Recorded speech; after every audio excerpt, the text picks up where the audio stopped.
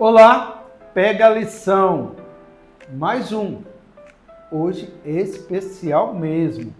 Estamos aqui com o presidente da UBS, Hugo Silva, esse jovem lutador que é herdeiro da luta do povo, da luta dos estudantes, que tem sido protagonistas na história do Brasil. Não há luta em nosso país que não tenha a marca, o DNA do movimento estudantil. E a nossa conversa hoje vai ser um bate-papo muito legal. Hugo, seja bem-vindo, presidente, à nossa terra. Estamos aqui para botar o Bloco da Educação na rua. É isso, obrigado, presidente. Eu que agradeço pela oportunidade de estar aqui falando com todos vocês da nossa luta. E é sempre um prazer estar aqui, me sinto em casa aqui na Frente Norte-Nordeste, na PEOC, para falar sobre as nossas lutas de educação, falar sobre o Brasil do futuro que a gente quer construir. É isso! E ele nasceu no Rio de Janeiro, eu também. E ele é flamenguista, eu também. E é mangueirense, eu também. E é um lutador, que todos nós somos, né? Então, Hugo, seja bem-vindo. Obrigado. Então, aqui não pega a lição. Hugo, nós temos aqui uma visão muito clara de que é necessário dar uma reviravolta nesse Congresso Nacional. Conservador, entreguista, que não se define pela pauta dos trabalhadores e das trabalhadoras, dos empregados e empregados, e quem vive fora do sistema. Eu tenho dito, quem é antissistema somos nós. Somos contra esse sistema de exploração e desse sistema que não vê a escola pública como viés para transformar essa nação numa nação realmente grandiosa. O que a gente faz para botar esse Congresso Nacional para trabalhar? É isso, acho que o Congresso Nacional está bem claro para todo mundo do Brasil a quem ele serve, né? Serve aos poderosos, serve à grande elite brasileira e não ao povo, que é a sua função principal, né? Servir ao povo brasileiro. Então, para o Congresso Nacional funcionar, depende da nossa luta, depende da nossa pressão, né? A gente costuma falar que político é igual panela de é igual feijão, só cozinha com bastante pressão. Então, o nosso objetivo, né, a gente consegue garantir que o Congresso Nacional avance com pautas ligadas ao povo brasileiro, na defesa da nossa soberania, na defesa do nosso direito à vida, à educação, à saúde, a partir da nossa pressão, mobilização nas ruas. Então, o movimento social como um todo tem um dever e uma obrigação, tanto o movimento estudantil, o movimento de professores, mas o movimento social como um todo, de pressionar esse Congresso através da nossa luta. Então, seja nas redes sociais, seja na rua, tocando essa luta, fazendo grandes manifestações.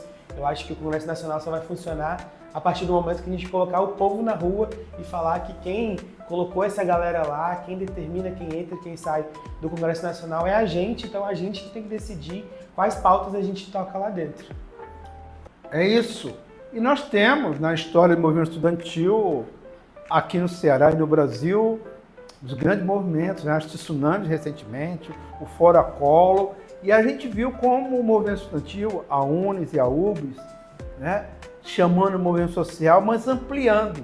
E nós temos a certeza que a luta por uma escola pública, ela unifica uma nação. Então nós tivemos movimentos estudantis, né, que colocaram em xeque, muitas vezes, o governo. Recentemente, o próprio governo Temer, né, um governo golpista e o governo Bolsonaro viram a força do movimento estudantil que colocou a educação em primeiro lugar e foi para as ruas. Né? Você não acha que é hora desse blocão estar aí, chamando a população para rever essa pauta do Congresso Nacional, que fica discutindo anistia ou não anistia? Não tem anistia para quem quer quebrar a democracia, não pode ter. E nós queremos tantas pautas aí, né? A escala 6x1, os recursos do petróleo, muitas questões que são importantes para a nação e a gente não consegue colocar na pauta. Sim, é essencial, né? Eu acho que a unidade garante que a gente consiga avançar. Nenhum direito que a gente conseguiu, a gente conquistou, foi nos dado de graça, né? Veio a partir de muita luta, muita mobilização, muita gente na rua. Então, está marcado na nossa história os tsunamis de educação em 2019, que culminaram na derrota do Bolsonaro e a eleição do presidente Lula. Então, a gente conseguiu garantir diversos direitos, diversas conquistas a partir da nossa mobilização, seja com o Fora Temer, seja em defesa contra o golpe de 2016. Tudo isso está marcado no nosso DNA, no nosso legado, mas só se concretizou, a gente só conseguiu garantir as vitórias que a gente teve nessa linha do tempo a partir da nossa unidade, chamando todo mundo para ocupar a rua, e eu acho que agora não pode ser diferente, eu acho que precisa seguir nessa mesma linha, nessa mesma trajetória, nessa mesma energia, para garantir que todo mundo ocupe a rua e consiga pressionar tanto o Congresso Nacional, mas o governo federal e vir a mais esquerda possível, vir para o nosso lado para garantir que as nossas pautas sejam respeitadas. Então, o fim da escala 6x1, né, a implementação das políticas nacionais do ensino médio atualizadas precisam estar alinhadas com o que a gente lutou, com o que a gente acredita. Não podemos deixar de falar principalmente sobre os recursos do petróleo, que é o que vai garantir a estrutura da escola pública. Então, todas essas lutas são essenciais e só vão ser concretizadas seguindo essa linha, essa trajetória, colocando gente na rua de todos os setores. E eu quero chamar a atenção e fazer um debate aqui com o Hugo. Fala-se muito nas emendas parlamentares. Temos uma posição histórica do movimento que nós achamos que parlamentar é para fiscalizar, legislar e ouvir o povo. Parlamentar não é para pegar recurso público e ficar distribuindo para os seus prefeitos para ele retribuir com votos nas próximas eleições. Então, uma visão muito crítica em relação às emendas, né? Quase 80% do nosso orçamento está na mão dos parlamentares. Emenda secreta, orçamento secreto, emenda secreta, emenda PIX. Então, nós temos a clareza de que o movimento estudantil nos ajudou muito. O movimento estudantil já fez PIX e as maiores emendas para a educação. Nos ajudou a recuperar 150 bilhões dos precatórios do Fundef para as escolas públicas. Ajudou e liderou o movimento pelo novo Fundeb, de 158 bilhões, estamos chegando a 300 bilhões de recursos do Fundeb. Tem muito a ver com a luta dos estudantes, que no momento dificílimo do governo Temer, do governo Bolsonaro, foram para as ruas e conseguiram articular nacionalmente essa luta e garantiram que o Fundeb fosse permanente com mais recursos. E está na luta, está na luta pelo recurso pré-sal. Os recursos do Fundo Social do Pré-sal são parte da luta dos estudantes. Então nós entendemos que essas emendas parlamentares têm que acabar. E os recursos do orçamento ser vinculados diretamente aos setores sociais, às políticas de desenvolvimento do país. O que você acha desse processo? Essa inversão de valores, ter um Congresso que domina o orçamento, domina o executivo e deixa a população refém do toma lá da cá. Eu acho que o dinheiro do povo, né, esse recurso dessas emendas parlamentares é dinheiro do povo. Precisa estar na mão do povo, então não tem como a gente defender esse que é um grande esquema político, um grande esquema criminoso que acontece e faz com que as nossas vidas se coloquem em risco, né? Então, para nós é muito ruim, porque as nossas vidas, a nossa educação, a nossa saúde, o nosso país entra no jogo político do Congresso Nacional em troca de voto, em troca de reeleições, e isso é muito absurdo e precisa assustar e precisa deixar todo mundo em alerta e a gente fazer a nossa defesa, né? A defesa dos nossos direitos, da nossa vida, do nosso futuro. É o nosso futuro que está em jogo enquanto se tem essa emenda parlamentar e o Congresso Nacional, tanto tirando a governabilidade do nosso país, mas também tirando a possibilidade de futuro das nossas vidas. Então, isso é muito assustador e precisa deixar todo mundo revoltado. Nós estamos vendo aí o ministro Flávio Dino, né, cumprindo um papel fundamental de minimamente querer regulamentar as emendas dos parlamentares, que estão livres, leves e soltos, e ficam trocando dinheiro público por voto.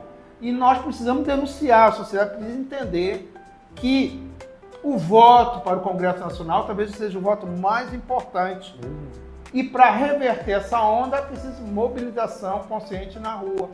E, falando de dinheiro, de recurso, nós temos o Tribunal de Contas da União, que, verificando a aplicabilidade dos recursos do pré-sal, do Fundo Social do Pré-sal, viu na auditoria que esses recursos estão sendo desviados. Parte do recurso pré-sal estão servindo para passar o pano nas dívidas dos estados e municípios, e a outra parte fica sendo empregada sem regulamentação.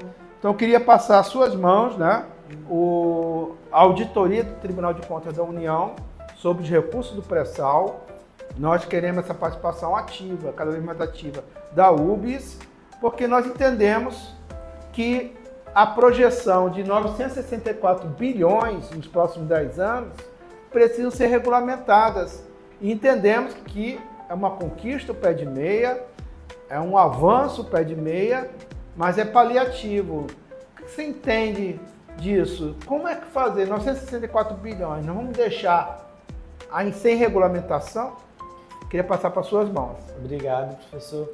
Bom, hoje a situação da escola pública brasileira é caótica, é crítica, né? Mesmo com o governo Lula avançando, investindo na educação básica, com vários programas e coisas importantes, a gente ainda tem uma precariedade clara na escola pública, né? Várias escolas sem estrutura mínima, várias escolas faltando professor, faltando água, faltando teto, e a gente não pode naturalizar isso de maneira alguma. E se a gente tem um país que tem condições de garantir mais recursos para essa educação, garantir uma qualidade maior para essa estrutura, uma qualidade maior para os nossos estudantes, é imprescindível que a gente toque essa luta. Não tem como a gente abrir mão do futuro do nosso país. A gente está cansado de ouvir por aí, né? A juventude é o futuro do país. Então vamos investir nessa juventude para garantir que o país realmente tenha um futuro. Então essa luta aqui é imprescindível, né? Eu tenho certeza que na história da UBS foi marcada a luta em defesa do pré-sal, desde antes, né, desde a descoberta do petróleo, desde a descoberta da camada do pré-sal, desde de 2010, ali, quando implementou o Fundo Social, desde 2013, com o Fundo Social do pré-sal de 75% para a educação, 25% para a saúde. A UBS sempre foi ativa e sempre esteve em alerta em defesa dessa pauta, e não é hoje que a gente vai se furtar desse debate que é tão importante para o nosso país. Como você mesmo citou, professor, a gente teve junto na defesa do Fundeb, teve junto na defesa lá atrás do Fundef, e agora a gente vai seguir junto aqui em defesa da regulamentação dos recursos de pré-sal. A gente foi atrás de raspar o tacho, trazer o dinheiro que estavam roubando o passado, garantir o presente e projetar o futuro. Foi Fundef, Fundeb, novo Fundeb e pré-sal. Então essa luta tem que ser bem clara, porque professor, estudante, não há saída se nós não mexermos estruturalmente no financiamento. Por isso, estaremos sempre junto da UBS. Só para ter uma ideia, como Deus é tão bom com o Brasil, tem pré-sal na região sudeste, basicamente mais na região sudeste. Apareceu no norte e nordeste o petróleo equatorial, e ele está aparecendo no sul, o petróleo no sul. A UBS, ela cumpre esse papel histórico. Não vamos garantir piso, carreira e dignidade, não vamos garantir recursos para a educação, se a gente não olhar para a necessidade, unidade, amplitude para lutar por recurso do petróleo. Então, presidente, o que fazer, né? A gente acredita muito no movimento estudantil, quanto protagonista do processo. Como fazer essas mobilizações chegarem ao pé lá do trabalhador e trabalhadora? Bom, defender a regulamentação do pré-sal é defender o Brasil, né? Defender que o Brasil que a gente quer, que o Brasil que a gente quer construir exista. E tem gente que é contra? Tem gente que é contra, né? Tem gente que sempre nada contra a corrente aí e não quer que seja explorado o petróleo, não quer que esse recurso seja utilizado, né? Mas a gente tem uma opinião muito clara. Mas quer meter a mão. Mas nós temos uma opinião muito clara que precisa investir, precisa garantir que isso chegue até a ponta. Então, além desse recurso chegar, eu acho que junto precisa chegar a mobilização, né? A gente precisa politizar esse espaço. A escola não pode ser mais um ambiente despolitizado, a gente precisa apresentar que aquilo ali só foi possível graças à luta dos estudantes, à luta dos professores, só foi possível graças ao movimento social que se organizou. Então, para nós também não basta só regulamentar o pré-sal, é isso, acabou a luta, né? Mas qual a ideia? Bota esse pré-sal aonde? na educação, precisa garantir aí na educação básica, no Fundeb.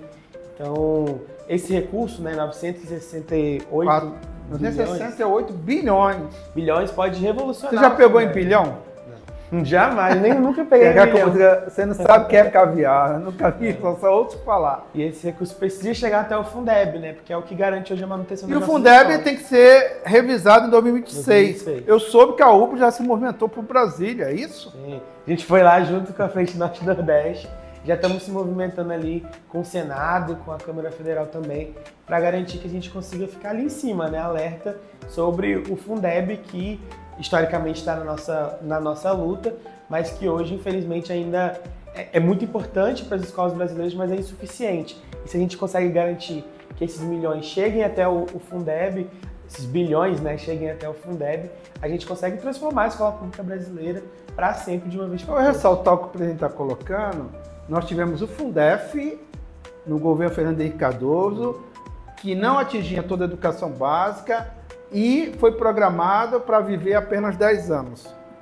Ia e morreu com 10 anos. Depois veio o Fundeb no governo Lula, que pegava toda a educação básica, mas também morreria com 14 anos, morreria em 2020. Aí veio o governo Bolsonaro e iria não ter nem Fundef, nem Fundeb, nem ia ter nada. Ia criar, abrir para iniciativa privada, não ia ter nenhum fundo vinculado obrigatoriamente. Aí veio a UBS com a luta e garantiu o Fundeb permanente, constitucionalmente, com mais recursos. Então, ao novo Fundeb, ele ampliou em muitos recursos e agora, em 2026, ele precisa ser revisado.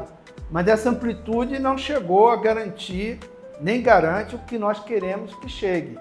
Por isso, junto com a UBS, nós estamos projetando que parece simplesmente, né, uma ideia básica, colocar mais dinheiro dentro do Fundeb, porque dentro do Fundeb é obrigatório constitucionalmente, é controlado socialmente e prefeito e governador não pode meter a mão. E aí a UBS está com essa posição. Está colocando isso. E vai ser não vai ser algo fácil, né? Nada. Porque até hoje, mesmo depois de tanta luta, depois de tantos anos a gente falando da importância do Fundeb, até hoje existem iniciativas no Congresso Nacional para atacar o Fundeb, como foi no final do ano passado, lá na votação sobre o novo projeto, né, teto fiscal, reajuste fiscal, queriam colocar o Fundeb dentro do teto. E nós, né, pressionamos ali. Muitos calaram, muitos correram, mas a UBS estava lá, eu sou prova. Estava lá a UBS, da Frente Norte e Nordeste, estávamos lá cobrando para tirar o Fundeb do teto fiscal e ampliar seus recursos. E a gente sabe que, mesmo depois disso, até 2026, até depois, a gente vai ter que ainda continuar defendendo, porque a galera vai querer mexer no Fundeb e a gente não pode permitir, né? E se a gente começar, inclusive, o debate de 968 bilhões no Fundeb, mais ainda ele vai ser atacado, né? Porque esse recurso pode ter dois caminhos. Ou vai para a emenda parlamentar, para esse crime que fazem contra o nosso país, ou pode ir para a educação e mudar o nosso país. Então, essa galera vai ter que escolher entre esses dois caminhos, e o nosso caminho a gente vai escolher, que é transformar o Brasil. Você falou da educação brasileira. Nós estamos num estado que a educação tem avançado. Fizemos ter essa referência do Ceará, não é apenas pela questão de governos populares, mas também pela intromissão, pela ação concreta do movimento social, principalmente dos estudantes e do movimento sindical, contribuindo para que isso avance. O Estado do Ceará hoje amplia sua rede, tem melhorado sua rede física, tem as melhores políticas pedagógicas, tem a melhor política de gestão das escolas, aqui tem seleção, tem eleição, tem diretor de turma, coordenador de área, tem uma série de institutos que facilitem isso. E além disso, tem da luta dos professores, dos funcionários, garantida a valorização. Hoje tem uma melhor estrutura de carreira do Brasil, isso já é referendado. E o ministro, o governador aqui, é alçado para ser ministro da Educação. Queremos que ele avance mais. Entendemos a importância do pé de meia, mas queremos uma política mais estruturante, que você acaba de falar, garantir mais recursos. Como você vê isso nacionalmente? O Ceará realmente tem avançado. Eu tenho visto, né, a desgraceira que é o meu estado, Rio de Janeiro, nosso estado, São Paulo, o Sul caindo, uma privatização, terceirização, quarteirização.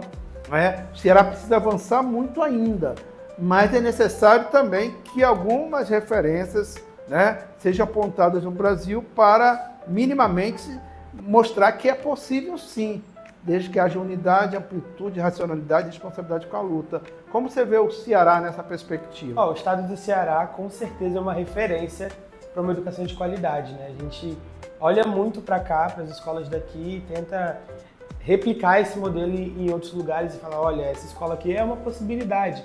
A gente viu em diversas vezes, né, os estudantes do Ceará se destacarem muito, por exemplo, no Enem, fazendo vestibulares, no próprio ITA, né? Então, diversos movimentos, diversos momentos a gente vê o estudante do Ceará, a escola pública do Ceará, avançando e dando muito resultado.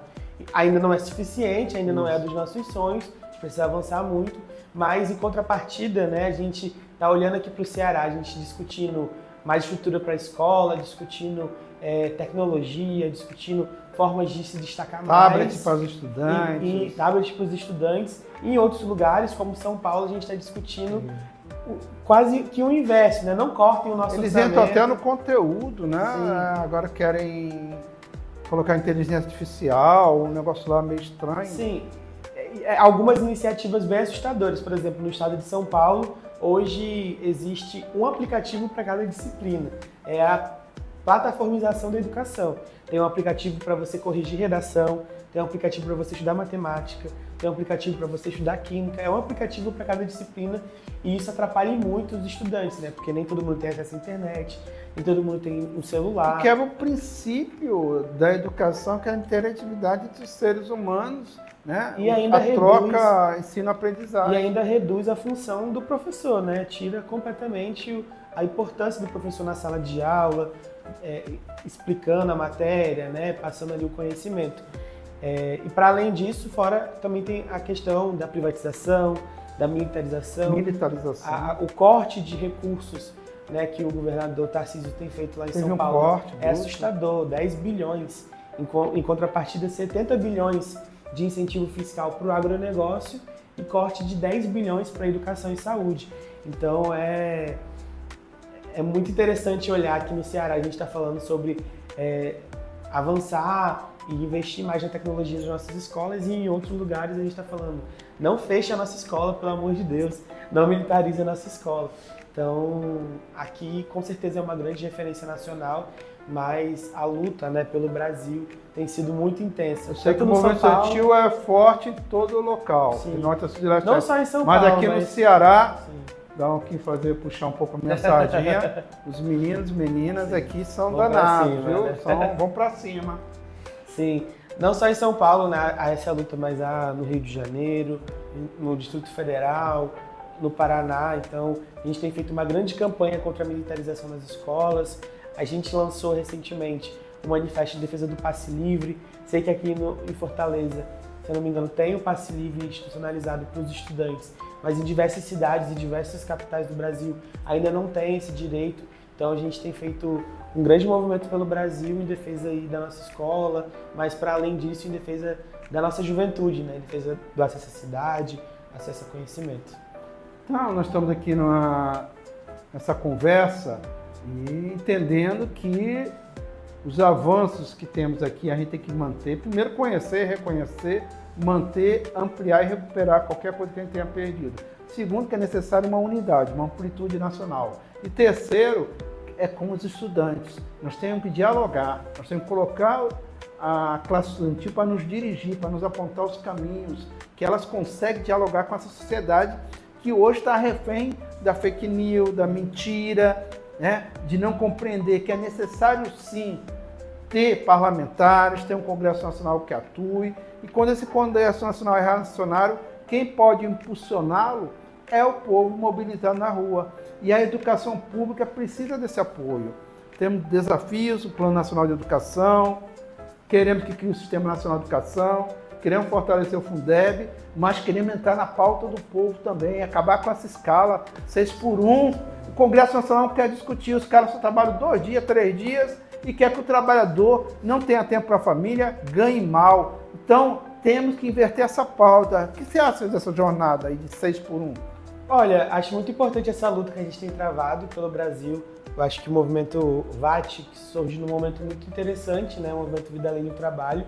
E a gente apresenta aí essa discussão, né? Porque enquanto os deputados estão lá na Disney, estão lá em Washington, na posse do Trump, nossa galera tá aqui... De bonezinho do Trump. Nossa galera tá aqui com a mochila de iFood nas costas, sem ter a possibilidade nem de comer a própria comida que carrega. Então, é muito interessante esse movimento. E, por outro lado, a gente vê também que os próprios trabalhadores, a maioria da escala 6x1, são jovens, né? Então, o movimento estudantil precisa chegar junto nessa pauta e lutar em defesa do fim dessa escala 6x1. Não só o movimento estudantil, todo mundo precisa estar interagindo, precisa estar engajado nessa luta, porque é inadmissível, né, ter um dia de folga, né? A gente desumaniza as nossas pessoas e a gente precisa valorizar cada vez mais a pessoa humana, o brasileiro, né? Então, essa precisa ser uma pauta prioritária para o governo, mas também para os movimentos sociais, seja dos professores, seja dos estudantes. Como falou do jovem, tem uma outra pauta que é para todos nós, que foi a reforma da Previdência, né? O desconto, que nós queremos tanto que o jovem entre no serviço público, que garanta na sua aposentadoria melhores condições. Também inverter essa reforma da Previdência, criar esse sistema que nós temos de Previdência, que inclui saúde e assistência social, é um dos melhores do mundo, mas devido à pressão externa, os aposentados hoje no Brasil têm esse desconto e nós queremos também que o movimento estudantil venha nos ajudar a revisar essa reforma e, no momento mais adiante, revogar. Nós entendemos que as políticas públicas é necessário, nesse avanço feroz do capitalismo, de gerar renda. E a melhor geração de renda é evitar o desconto da Previdência dos aposentados. Isso está discutido mundialmente. É preciso garantir renda e salário para a massa de trabalhadores e trabalhadoras, compreender o mercado que mudou, mas a reforma da Previdência também pode nos ajudar? Sim, o lucro não pode estar acima das nossas vidas, então a gente precisa se movimentar e se mobilizar. Porque a lógica que a gente tem seguido no nosso país é mais trabalho, mais trabalho, mais trabalho, mais trabalho, e isso é absurdo, né? Então, essa pauta da escala 6x1 e também da reforma da Previdência está muito conectada. Então, a gente precisa discutir isso, né? Não tem como a gente trabalhar 6 dias na semana, ter uma folga e ainda assim, lá na frente, a gente não conseguir nem se aposentar, não ter direito à vida. Então, a gente vai morrer trabalhando. A gente precisa fazer com que isso não aconteça. Então, a gente precisa, como você falou, inverter essa lógica e mudar de uma vez por todas essa lógica de que esse lucro acima da vida é importante, de que a exploração é importante. Não é importante, a gente precisa garantir que as nossas pessoas estejam bem, que o povo brasileiro esteja bem, vivo, com saúde, educação, com um país de qualidade. Está conversando aqui com o Hugo, já vamos daqui para fechar nosso bate-papo, falamos de piso, de carreira, de petróleo, né? De fim da jornada 6x1, botar o Congresso Nacional para trabalhar, priorizar a escola pública, garantir o fortalecimento do novo Fundeb, falamos aí das experiências do Ceará e do Brasil em relação à educação, mas queria, Hugo, que você desse uma mensagem agora para esse povo que precisa entender que o que a educação une, ninguém separa. Bom, quero agradecer primeiro a oportunidade de estar aqui no programa e dizer que a gente segue firme na luta para conseguir garantir a construção de uma escola com a nossa cara, de uma escola diferente, não só de uma escola, mas de um Brasil diferente. Um Brasil onde as pessoas possam viver, possam estudar com qualidade. Então, o movimento estudantil segue à disposição da nossa pátria brasileira em defesa do pré-sal, em defesa da educação, em defesa dos professores, para garantir aí um futuro de qualidade para todo mundo, porque sem educação não existe futuro. Eu tenho certeza que o movimento estudantil está aí para isso. É isso! E a UBS tem sido protagonista em nossa liderança. Um grande abraço, presidente. Tamo junto, Obrigado. misturado. Tamo junto. Valeu.